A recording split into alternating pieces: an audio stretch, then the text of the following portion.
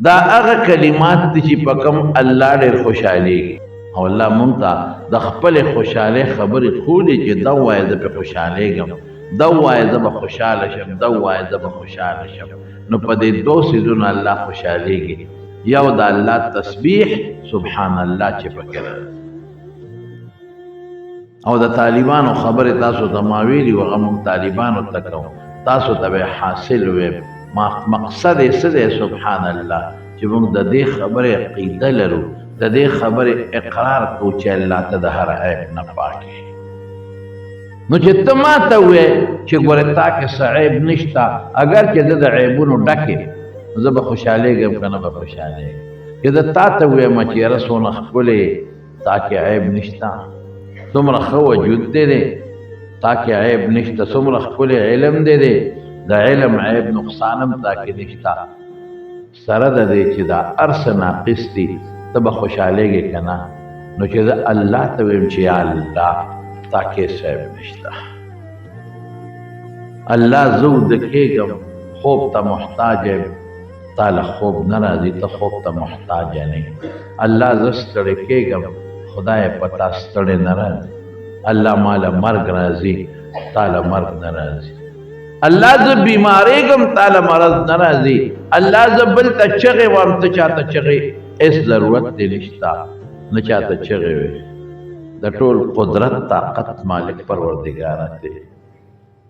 الله زه ښځې ته محتاج یم ستا ښځې ته حاجت نشته، الله زه بچو ته محتاج یم ستا بچو ته حاجت نشته. که زما خپل بچی نه نو پردې بچې غېږ کې ونیسم پالمې، ستا دې ته حاجت نشته. زه پلار ته محتاج یم ستا پلار هم نشته، ستا نیکه هم نشته، ستا بره نسب هم نشته، ستا سخر خواښې هم الله نشته. خدای تا کې هېڅ احتیاج نشته، مخلوق ټول تا ته محتاج دی. رښتیا ووایه په دې یو سبحان الله کې دا ټولې خبرې پرتې دي، چې ته یو ځل سبحان الله وایې دا ټولې خبرې پرتې دي. الله ته د شریک نه پاک دی، تا له شریک نشته. ستا شان چې څومره اوچت دی شریک نشته، ستا صفات چې کوم دی هغې کې تا له شریک نشته، ستا په شان علم د بل چا نشته، ستا غوندې طاقت الله د بل چا نشته. ته چې کوم کارونه کې بې عیبه کارونه دي، زه چې کار کوم خامخا نقصان به پکې وي. دا سپومې نور دې له چکرې ورکړي دي، دا ستوري او دا کائنات پروردګار. رښتیا ووایه دا د خدای حقیقي صفتونه د رب العالمین. نو چې ته په دې اقرار کې چې تا کې عیب هېڅ نشته نو په دې به الله خوشحالېږي که به نه خوشحالېږي. ټول هغه څیزونه چې الله له مناسب نه دي ټول ختم، او بیا بحمده مقصد څه دی چې څومره ښکلي صفتونه دي الله دا ستایي. تر دې مستحق د ټولو نه لوی صفت وجود دی. خدایا زما څه وجود دی مخکې نو وروسته به بیا وجود ختمېږي، ستا وجود ازلي ابدي دی، ختمېدو والا نه دی. زما به څه علم وي د دې دیوال نه پورې غاړه زما نظر نه لګي، چې کوم ځای پورې نظر لګي هغه هم ناقص علم. یو شی راته دوه دوه ښکاري، خدای ستا په هر ځای کې نظر دی، ستا په هر شي نظر دی پروردګار. په ځمکه کې دننه چې زمیندار کم تخمونه اونولي ده ته یې پته نه لګي چې هغه غنم کم ځای پروت دی. پروردګاره تا ته یو یو دانه معلومه ده، ولا حبة فی ظلم، د ځمکې تیارو کې دانې او هغه پاڼې چې د اونو نه غورځېږي خدای ته کم نري نري تخمونه د شړشم او د دې کبل او د دربو چې په دې ځمکه کې پراته دي، په خدای قسم الله ته یو یو معلوم. په دریاب کې دننه چې کوم حیوانات دی الله پیدا کړي دي الله ته د هغې علم دی. په دې فضا کې چې کوم مخلوقات دي د الله په دې ټول هر څه علم، په مخکې په وروستو په جنت په دوزخ په قبر په قیامت په دې هر څه د خدای علم. خدای ته ډېر لوی قادر یې، الحمدلله کې دا ټول لري. ستا په شان قدرت طاقت ته بل چا نشته.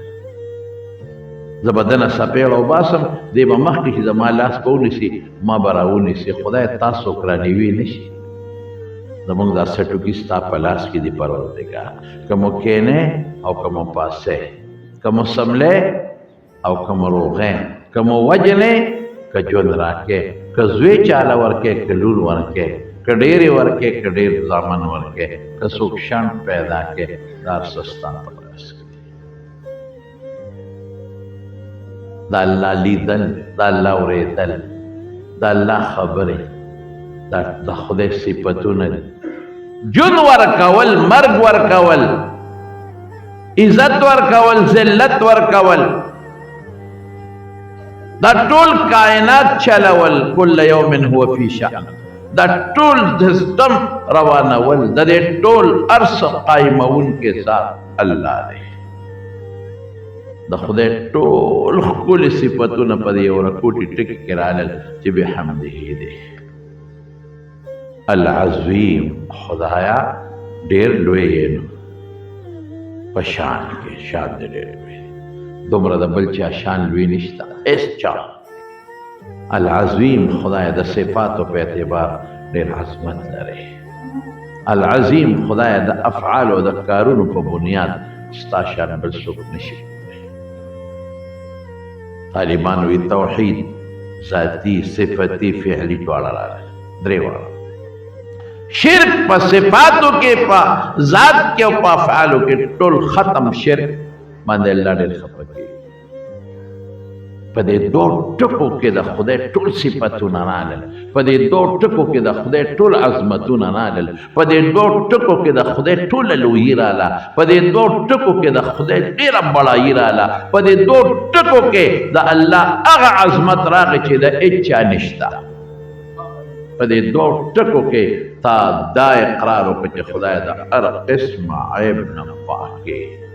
موږ د عیبونو مجسمې یو پتا کې نشته رښتیا وایه په دې دوه ټکو کې دا ټولې خبرې راغلې نو چې دا ته ووایې نو الله به خوشحالېږي که نه به خوشحالېږي نو ځکه حضور پاک فرمایي دوه خبرې دقه دوه ټکي دي الله ته خوښ دی الله خپل صفت خوښ دی زما نه دی خوښ زما خپل صفت خوښ دی سره د دې چې زما دا صفتونه دا زوال لري یو هلک به ډېر ښکلي خشته به جینکۍ به پې بهنېږي دومره ښکلې به خو چې دی بوډا شو ملی راټیټه شوه غاښونه یې ورته خولې کپه شوه مخ یې چیچړ شو روزې پې را پرېوتې بس ختم حسن لاړ یو جینۍ به ډېره خوبصورته به ځان به ترې روکي رشتې به ورته پلین ولاړې زه کوم خو دا جینۍ چې کله بوډۍ شوه غاښونه یې وتل مخ چیچړ شو سترګو نه اوښکې چخې بهېږي ملی راټیټه شو حسن لاړ ختم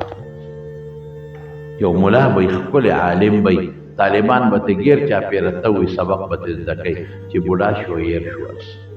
یو حافظ دی د قرآن شریف هر څه ورته یاد دي بوډا شو هر څه یاد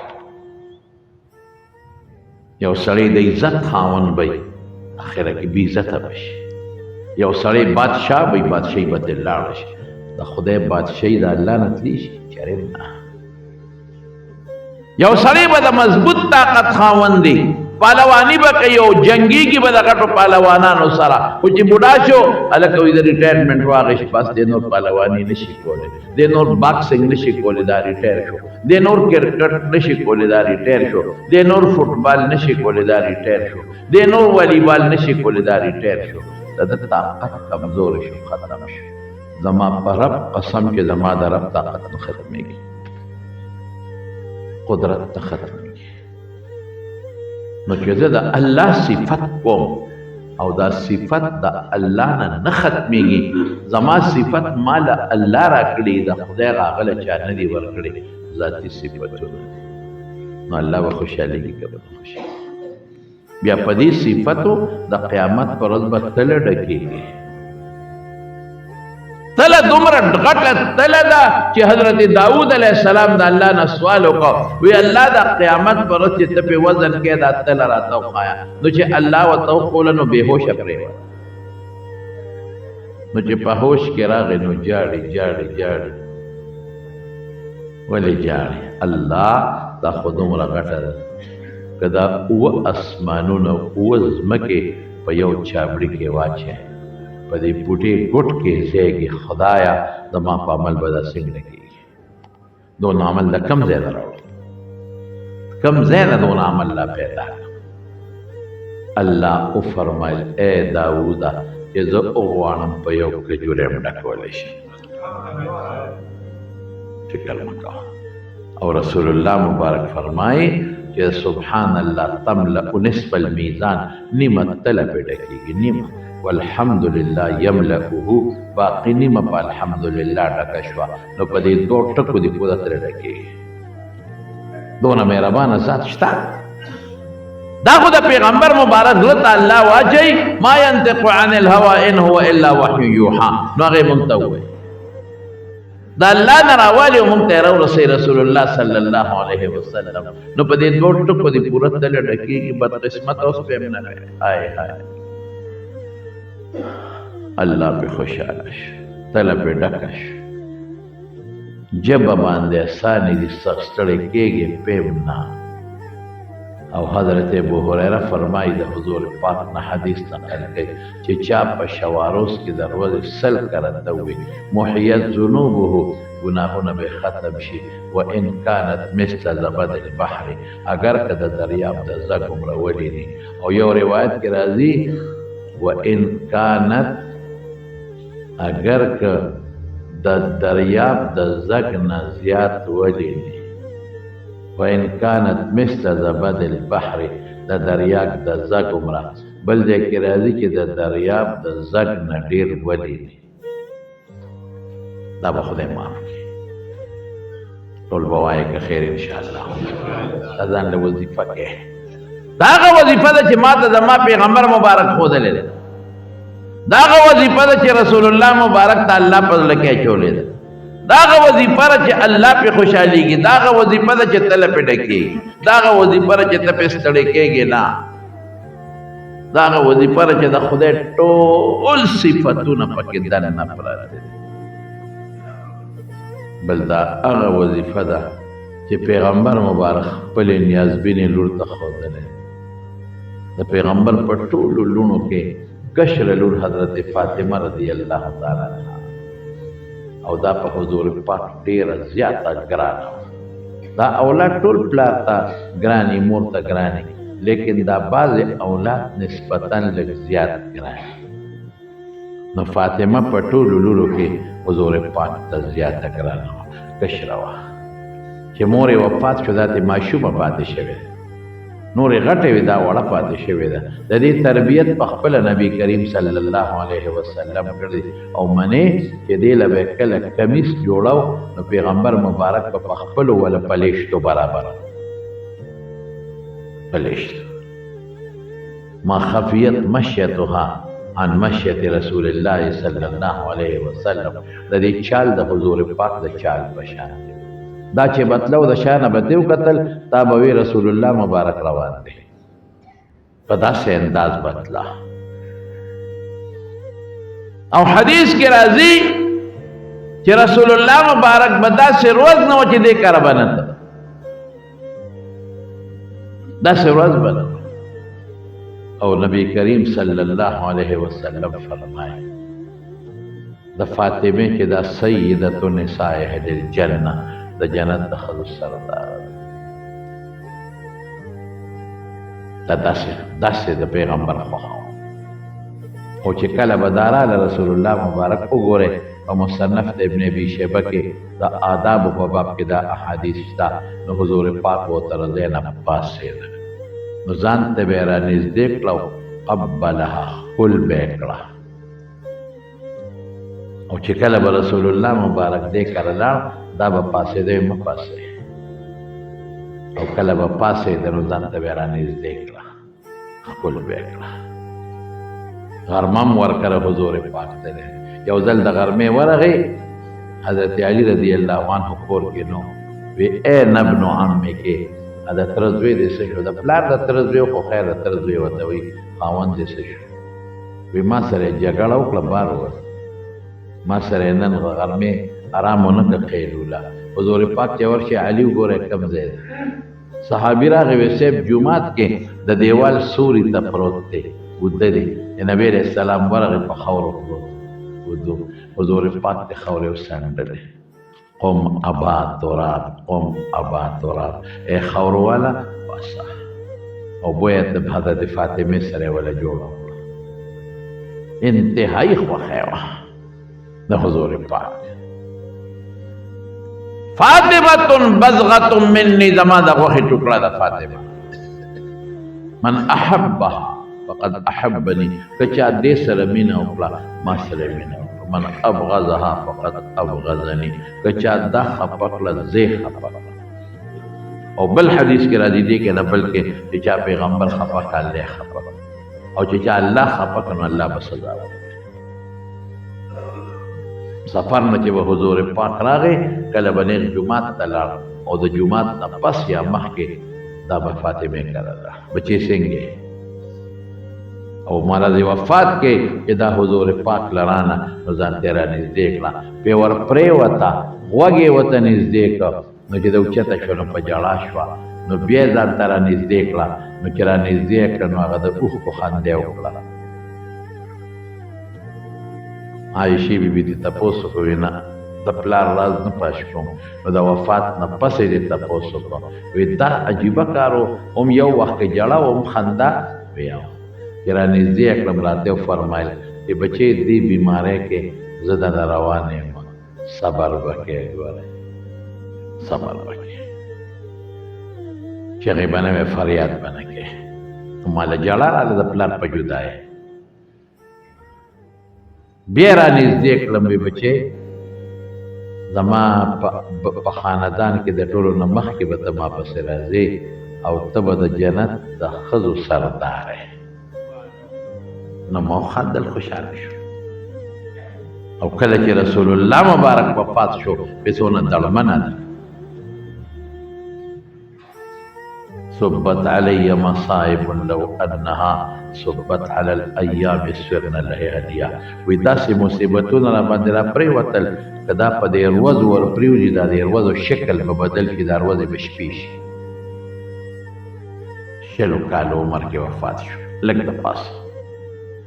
یو څو میاشتې د پاسه 20 سال عمر کې دا غریبه له دنیا نه لاړه او دړمنه لاړه د پلار پسې د حضور پاک پسې حضرت انس وی چې رسول الله مبارک دفن کړ خورې مو واچولې چارې بیلچې په اوږه مې او را روانو د راته لاره کې ولاړه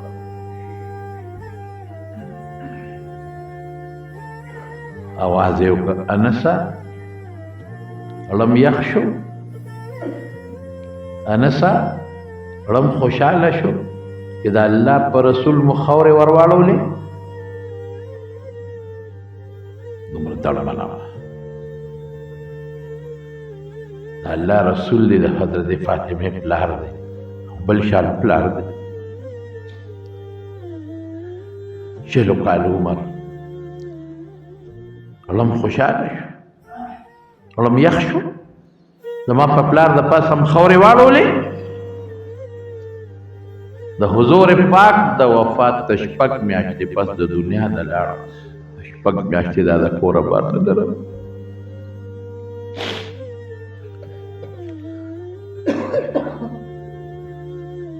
شپږ میاشتې دا نسکوره په خپل کور کې پرته ده دومره پیغمبر پسې خبره رسول الله مبارک عجیبه شان یوازې دا خو نه چې هغه کومه سپینه قچره باندې به حضور پاک ګرځېده چې خبر شو هغه قچره موږې ویست لاړه سترګو نه قطار اوښکې را روانې دي په مدینه کې یو شاړ پیو سره یې لاندې کو دانې پکې وغورځول ساروی رسول الله مبارک پسې خپه دي ساروی ځان د غمه وجني دې شاه زما مبارک پیغمبر سورلی کړی هغه نه پس په دې څوک سورېږي یا فاطمه غوندې لور الله اکبر چې علي صاحب ته کله په نکاح کړی بچې هاي هاي بچې وي ما په خپل خاندان کې د ډېر بهترین انسان سره ستا نکاح کړی خپل خاندان بهترین انسان باندې کار زمارونو خبر مې دی پورې کوله چې دا سلوک څومره ګران دی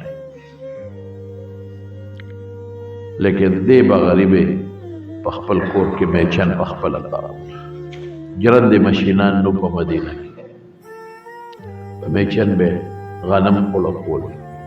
میچن تاول تاسو ته پته نشته بچې د مشرانو ما خپله هسې کله یو ځل میچن له چکر ورکړی دی مې ورېږه ګور مونږ به د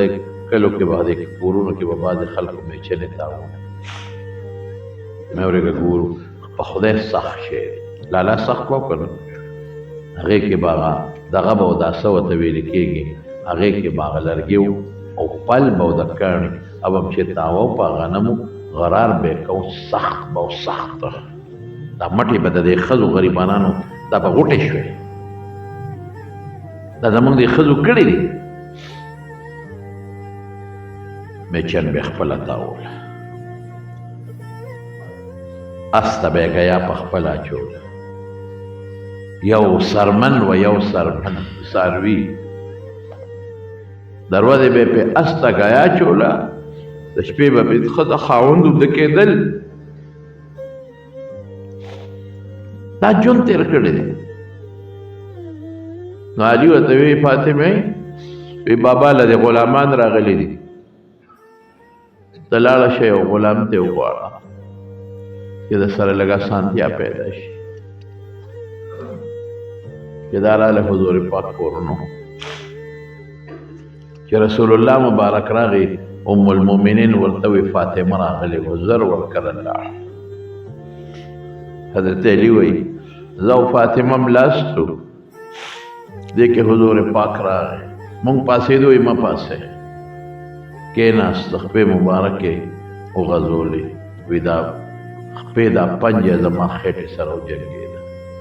بچې څنګه راغلی دونه حیا وه چې غږ یې نه کوم فاطمې بچې څه له راغلی حیا حضرت علی ورته وی د الله رسوله دا ما درلېږلې وه دا په خپله میچن تاوی لاسو کې غوټې پیدا شوي غوټې دا په خپله میچن تاوی ګران کار دی دا اس ته ګیا په خپله اچوي یو سرمن د منکره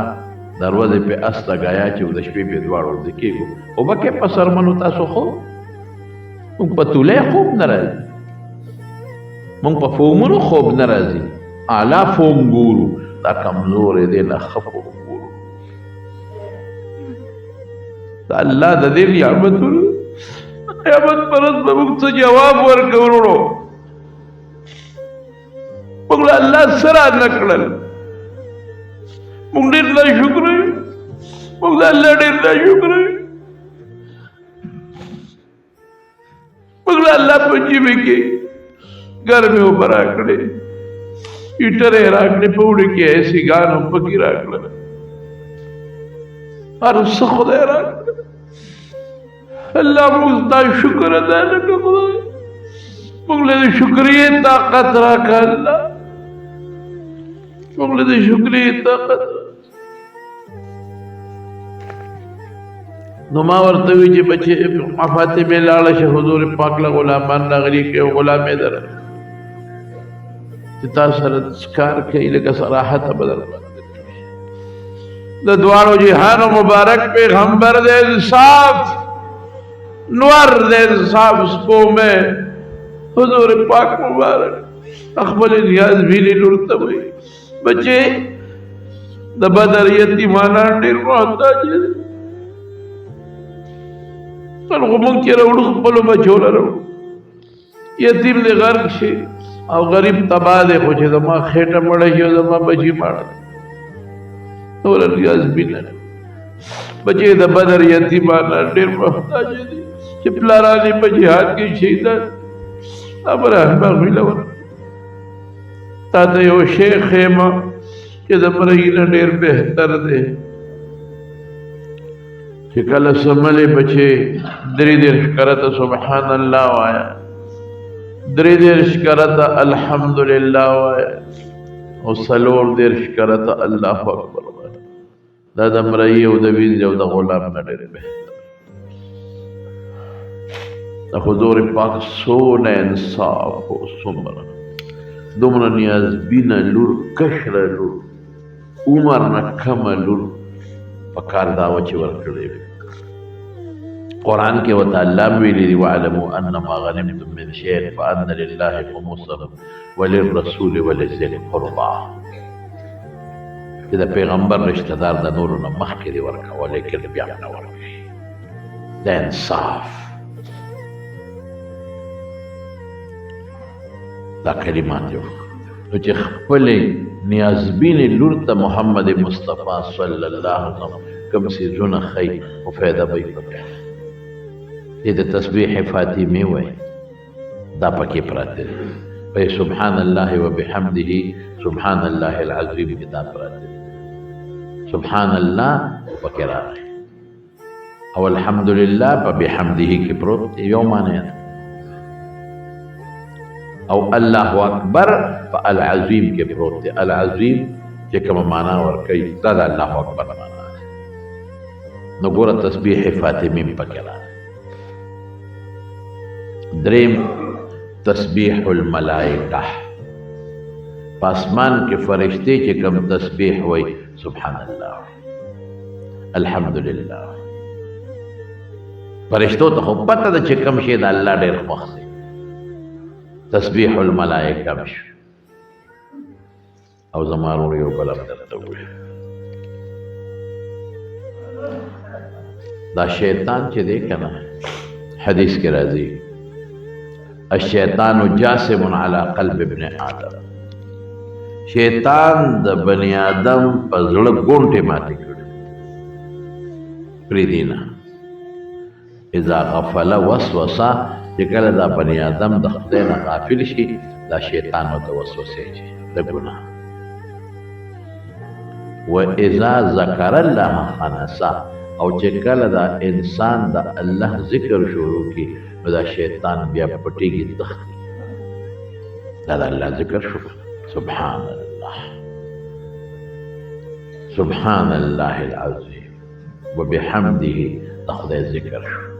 نو بله فایده دا ده چې شیطان به تښتي. چې دا وې نو شیطان چې کوم خړتم ستا په زړه ښخ کړی دی به تښتي. دی بله فایده شو. او زما ورونو بله فایده یې څه ده؟ یو واقع به راته ذکر کړم. حضرت یوسف علیه السلام چې کله د مصر بادشاه شو سخت خو په ډېرې تېرې شو ورونو کوی کې وغورځم بیا جیل ته ولاړ. خو چې کله د مصر بادشاه شو نو په مصر کې قحط و قحط نو د غله ټوله سنبال کړې وه. قرآن شریف کې راځي بادشاه خوب لیدي هغه تعبیر دی چې ټوله غله سنبال کړې وه. نو په کنټرول به یې ورکوله ګزارش سره. پخوا زمونږ په دې وطن کې هم چې کله چینی مینی نه کېدل نو بیا به حکومت په کنټرول چینی ورکول نو غله به یې په کنټرول ورکوله. نو خلک به راتلل او ده به تپوس کو څو کسان یې په کور کې دومره نو وله به یې ورکوله. نو یو هلک راغی یوسف علیه السلام ته او د یوسف علیه السلام نه غله وغوښته نو هغه وله غله ولیکله. نو خادمانو ورکړله. یو ورځ دین پس د هلک بیا راغی. چې بیا راغی نو بیا یوسف علیه السلام وله غله ولیکله په کاغذ باندې چې دومره دله ورکړې. نو هغه غله یې وله ورکړه. نو بیا راغی. یو څو ورځې پس بیا راغی. یوسف علیه السلام ورته ویې لکه ته خو دوه درې ځله رالې که نه بیا نو ته پې څه کوې په دې غله دا خو ګوره قحط دی دا خو مونږ لږه لږه ورکوو هغه چاله ورکوو چې کوم مجبور خلک دی او ته روزانه راځې ته خرڅې که څه چل کوې هر وخت مونږ چاله غلې نه ورکوو. دا هلک ورته وایي چې بادشاه سلامت ولیکه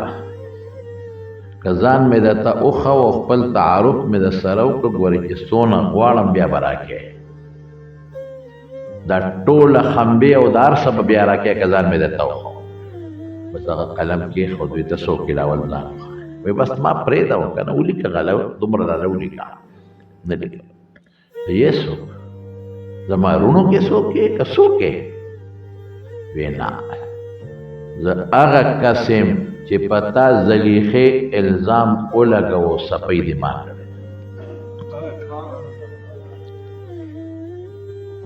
او یو ځل زلیخه خو مینه وه په یوسف علیه السلام یوسف علیه السلام نه خو الله حسن ورکړی نو زلیخه په هغه په کوټو کې دننه کمره چې کومه وه خاصه کمره هغه یې ورته ناوې کړې وه پالنګ یې ښودی و ځان یې ناوې کړی و خشته کړی او یوسف علیه السلام پرې غلام اواز وکړه راشي او چې څنګه یې دننه کړ نو دروازې یې ټولې جرنده کړې یوه بله بله بله بله او چابیانې ځان سره کېښود خدای داسې پاک جنجال وویل یوسف علیه السلام ته زلیخې وی ما ته نه ګورې هغه به ښکته کتل وی نه تا ته ولې وګورم زه خو ستا غلام یم چې څه حکم وي څه کار یې راته وایه تا ته ولې ګورم یوسفه دا سترګې دې څونه ښکلې دي ځان ته یې مایل کوه دا جال دی ګیره یې وی د ټولو نه مخکې به دا پټېږي یوسفه دا مخ دې څومره ښایسته دی دا لاسونه یې څومره ښکلي دي دا ویښته دې څومره ښایسته دی وی دا چې قبر ته لاړ شي وبه دوړېږي ختم یوسف ما ته وګوره زه څومره ښکلی یم ته څومره ښکلی دې کوټه کې هېڅوک نشته بې زما او بې ستا نه نن به زما خبره منې ګناه به کوو یوسف علیه السلام ورته څه وایي الله اکبر او ورته وایي انه ربي احسن مثواي انه لا يفلح الظالمون ماله چې دا ښکلی ځای راکړی دی د بادشاه دا کور دا د دې خپل حسن د وجې دی او دا چا راکړی دی الله نو الله خفه کړم دا سترګې خدای راکړي دي نو الله خفه کړم تا ته وګورم خو الله خفه کېږي دا خوبصورتي الله راکړې ده چې زنا وکړم نو الله خفه کړم ولې دا سوچ وکړه ډېر خلک نن مال په ډمو نولي په اجلاګانو نولي په زناکارو لګئ په ډمو لګئ دا چا درکړی دی الله دا سوچ وکړه چې دا مال الله راکړی د خدای په دشمنۍ کې ولې ولګو دا جبا دا سترګې دا غوږونه دا مخ دا الله راکړی دی نو زه پې خدای خفه کړم زه خو په ډېر بېوقوف یم چې زه په دې الله خفه کړم ولې په الله خفه نن دې الله خفه که نو دا چې کوم ذات دا اندامونه او دا حسن درکړی دی دا زور به دنه وباسي پرېږدي به دی نه بیا به توبې وباسي او توبه به دې نه قبلېږي او ورته وایي انه ربي احسن مثواي دا ښه ځای چې راکړی دی د شکل نه وجې ښکلي شکل نه وجې خفه کړم انه دا خو زه به ظالم شم ظالم نه کامیابېږي زلیخه ورپسې راپاڅېده وایي نن په زور به دې ګیروم یوسف علیه السلام لږ سوچ وکړه چې یا خدایه دا خو زه ګناه په ما په زور نه شي کولی خو لاس به خامخا راچوي نو چې یو ښځه ما ته لاس هم راواچوي زما دپاره لویه خبره زما سره وجود سره دا جنګېږي ما به پرېږدي نه زه به د ځان ساتم خدا به ما ته لاس راچوي دا هم بې ګناه نو خدایه زه به خپل وس وکړم دروازې ته روان شو انسان دا وس خپل وس پکې دا به نه وي چې دروازه خو جرنده رسو نه خپل وس یې وکړه روان شو د ګناه نه ډېر خلک ما ته ټېلیفون وکړي یاره یو ګناه کې مبتلا یم څه وکړم توبې مې مو ویستې قسمونه مې مو خوړل خو بیا دا ګناه کوم زه ورته یم د ګناه ځای بدل کړه چې کوم ځای درنه ګناه کېږي دا ماحول بدل کړه پخپله به ټیک شي که د اوبو په ډنډ کې ولاړې او ته د زمزم اوبه هم په ځان باندې اچوې نو ته نه پاکېږي ته به د دې ډنډ نه ځان وباسې نو چې په عامو اوبو غلام بې نو پاک به شي ګوره هغه خپل وس وکړو دروازې ته روان زلیخه وایي زه دروازې چابیانې خو ما سره دي خو چې څنګه روان شو دروازې ته دروازه ورته قدرتي کولاو شو الله بیا مدد کوي تر ګناه نه ځان ساتي الله مدد کوي بله دروازه بله ټولې کولو شي وغلقت الابواب وقالت هيت لك قال معاذ الله انه ربي احسن مثواي انه لا يفلح الظالمون. واستبق الباب وقدت قميصه من دبر والف يا سيدها لدى الباب. دی مخکې خزه ورپسې چې هلک قرآن لاړ،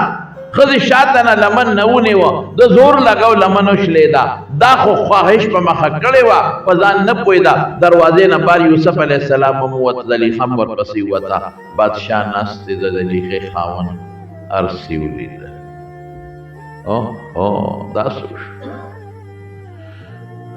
زلیخه هوښیار، خلک هم حیران، وزیران مشیران ډېر خلک خپلو کارونو له راغلي دي، درخواستونه ورسره دي. دا څه وشو؟ دا زلیخه خو سترګې پې پټې دي، خپل غلام پسې منډې وې، لمن نه یې نیولې دي. فوراً الزام په یوسف راواړو چې د مانه د مطالبه کړې، ما ته یې لاس واچولی. واستبق الباب وقدت قميصه من دبر والف يا سيدها لدى الباب. قال ما جزاء من اراد باهلك سوءا الا ان يسجن وعذاب اليم. استغفر خدي ته چې څوک لاس واچي څه به ورسره یا به جیل کې اچوي یا به سخت عذاب. نو چې ګوره داسې د بادشاه په مخ کې ښځې دوړي نو خلک بیا د بادشاه طرفداري کوي، د یوسف غریب تابعداري څوک نه کوي. ټول وایي ښځه ټیک وایي، نقصان د یوسف دی. هغه وی هي راودتني عن نفسي، ما ته دې لاس راچولی، جګړه جوړه شوه. قرآن کې الله وایي وشهد شاهد من اهلها ان كان قميصه قد من قبل فصدقت وهو من الكاذبين وان كان قميصه قد من دبر فكذبت وهو من الصادقين. یو ماشوم دې کې لږ اختلاف د علما شته، خدا راجح قول دی. یو ماشوم مور سره هغه ګوی شروع کړ، یو څو ماشومانو خبرې کړې، یو پکې دا که لوی سړي دا ګوی ورکوله، شلو کسو به وله خوله کې سپق منډلې چې دا ته څه کوې؟ بیبي پاکه ده، غلطي د یوسف ده، خو چې ماشوم ورکوي خارق للعادت شی دی نو بیا خلک مني. هغه وی د یوسف کمیس وګورئ، که د مخکې نه شلېدلي نو دې پې ورته و ښځې ته ځان خلاصه او بل تیره نه ده، او که د شا نه شلېدلي نو دې ته تښتېدا، هغې لمن نیولې ده، نو د ښځې غلطي ده. فلما رأى قميصه قد من دبر قال انه من كيدكن ان كيدكن عظيم. چې کمیس یې وکړ شا نه شلېدلی. دا قرآن خو ستا دی. يوسف عارض عن هذا واستغفري لذنبك انك كنت من الخاطئين. يوسف بس دا خبره باندې کانه کېده او ښځې ته وایي بس بخښنه د خدای نه وغواړه، غلطي ټوله ستا ده. نو هغه هلک یوسف علیه السلام ته وایي زه هغه ماشوم وم چې تا له مې ګوۍ کړې ده، ستا صفایي مې کړې ده، اوس راکې هغه لکه نه. نو یوسف علیه السلام قلم ور وغورځو، بچي لیکه ځان ته چې څومره لیکې ولیکي. نو فوراً جبریل علیه السلام راغی، وی دا دې څوک که دا ټول سټور ځان پسې ولیکي، دا غریبانان به څه کوي؟ نو حضرت یوسف علیه السلام وی الله زما صفایي راوستې ده، که ده زما دپاره ګوۍ نه مې ورکړې، زما خو پیغمبر هم زما جامه به داغدار شوې وه. نو د پیغمبر خو خدای د ګناه نه پاک ساتي، چې لږ داغ هم زما په جامه راغلی وي برباد کړو. یا مې چا خبره نه منله، تا خو زلیخې ته لاس اچولی، که ما زرهاوې کې نه خو خلکو به زما خبره نه منله، ده زما صفۍ کړې ده. الله وفرمیل ای یوسفه چې کوم بنده زما صفۍ کوي او سبحان الله وایي، نو د قیامت په ورځ به قلم ور ونه غورځوم چې کوم جنت دې خوښي ځان پسې لیکي. څونه فایدې دي په دې چې څومره دوستان یې ټول به دا وایه که خیر انشاءالله. یو ځل ټول وایه سبحان الله وبحمده سبحان الله العظیم. زنانو ته م ویم، تاسو ته م ویم، مسافر چې کوم اوري هر څوک چې اوري نو سل پیرې به که خیر انشاءالله. جی ډېره ښه ده، استغفار ځان له د ثواب شی دی. دا یو څو مړي شوي دي او زه خو نوم زه خو د دستار بندو ورځې مې نو سوات تم پکې تللی وم، لاهور تم پکې تللی وم، د یاریپور علاقو ته نو زه په کلي کې نه وم، ډېرې ورځې په کلي کې نه وم. دا مړي شوي دي، یو د محمد اسلم کورونو عبدالسلام کاکا وفات شوی دی، الله دې وبخي او الله یې د آخرت خوشحالۍ نصیب کړي. د سیدانو کلي د اظهار کور والا وفات شوی وه، الله دې مغفرت نصیب کړي، الله یې د آخرت خوشحالۍ نصیب کړي. د میروزو د کندې ناظم شاه د تره لور وفات شوې وه. الله دې وبخي، هغه غریب داسې په ځوانه زلمی کې وفات شو، ماشوم بچي دې پاتې شوي دي. الله دې وبخي، الله دې وارثانو له صبر ورکړي. د خالصي کلي عبدالوهاب کاکا وفات شوی دی او زموږ د جمع ملګري وو. الله دې وبخي، الله دې وارثانو له صبر ورکړي. د چارباغ شیرین خان وفات شوی دی. الله دې وبخي او الله دې د آخرت خوشحالۍ نصیب کړي. د مفتی آباد د ممتاز علي امیر سیمین ګور وفات شوی و پرون. خدای پاک دې وبخي، په ځوانۍ کې مړه وه، ماشومان بچي دې پاتې دي. الله یې د بچو مل شي او الله دې وارثانو له صبر ورکړي. د رزړو د شیخ آباد د عبدالنصر مور بیبي وفات شوې ده. خدای پاک دې وبخي. دا ملا صاحب د نثار پلار وفات شوی دی. الله دې وبخي. او د حافظ آباد لال شاه استاد وفات شوی دی. واقعي لال شاه استاد دی، خدای پاک وبخي، ډېر ښه سړی و، د قرآن شریف حافظ مو، نیک سړی مو. الله دې وبخي، الله دې وارثانو له صبر ورکړي. او د محمد عمر کاکا کورونو شیر بادر وفات شوی، خدای پاک دې وبخي. الہ العالمین دې وارثانو له صبر ورکړي. د عمرزو د نور رحیم مولانا صاحب پلار بیمار دی، الله دې شفا ورکړي. او د پلی د پل نظیب کورونو یو ملګري دعا غوښتې ده، الله دې قبول کړي. د الله دې مړو له چې د اما نومونه واخیستل د ټولو مغفرت نصیب کړي. الله د ټولو د آخرت خوشحالۍ نصیب کړي. د ټولو وارثانو له صبر ورکړي، د قبر تیارې پرې رڼا کړي. او بل زما اوښې وفات شوی حاجي ډاکټر پل رازق صاحب د عمرزو، د هغې تقریبا هفته وشوه، د هفتې نه زیاته. هغه غریب ډېره موده بیماري م تېره کړه. د ما اوښې مو رشته دار مې مو، ډېرې رشتې مې وه ورسره. ډېر نیک سړی و، صالح انسان، ډېر صالح انسان، چې د چا سره بد چا زیاتې دی په ژوند کې چا سره نه دی کړی. هغه ته هم دعا کوي چې خدای مغفرت نصیب کړي. الله پاک د قبر تیارې رڼا کړي. الله د آخرت خوشحالۍ نصیب کړي. الله ټولو بچو له وارثانو له صبر ورکړي. الله د نورو غمونو نه وساتي. یا الله چې څومره مردگان وفات دي، ته الله مغفرتونه نصیب کړي او ته د آخرت خوشحالۍ نصیب کړي. او زمونږ دلته کې ایوب خان دی، هیټ نه راځي، زمونږ ورور دی، د هغوی ترور ده، بیماره د دعا ورته وکړه چې الله وله شفا ورکړي، الله وله روغ صحت ورکړي. هغه راته بل هم څه دعا یاده کړې وه. او زمونږ یو دوست دی په مردان کې او په جده کې، هلته کې ما ډېر خدمت کوي. عبدالرشید صاحب یې نوم دی، ډېر ښه سړی دی عبدالرشید صاحب. د هغه مور و، هغه مور یې ما سره ډېره محبت لره، خو بس زه د سفرونو باندې مقصد د دستاربندو مور یې وفات شوې ده. دعا ورته وکړئ چې الله مغفرت نصیب کړي، الله د آخرت خوشحالۍ نصیب کړي، الله وارثانو نصیب کړي. یا الله ټول مردگان وبخي، یا الله ټولو مریضانو له روغ صحتونه ورکړي. الله موږ د ناګهاني آفاتو نه وساتي. خدای چې کوم مسافر دی، بالخصوص مسافرو ته دعا وکړئ. دا مسافر غریبانان خو ما ته پته د خدای په سفر په روزګارونو کې برکات واچوي، د فتنو آفتونو نه په امن او امان کې وساتي، او خدایا د خیر روزګارونه نصیب کړي. یا الله چې کوم دوستان د جمعې منځل لري ځای نه راځي، په یو یو قدم اجرونه ورکړي، برکات ورکړي، خوشحالۍ ورکړي. موږ د حاسدینو د حسد نه او د شریانو د شر نه په امن کې وساتي. زمارو په شجار مړ شوی دی، قرضونه لري، خمای کوي چې مړ شو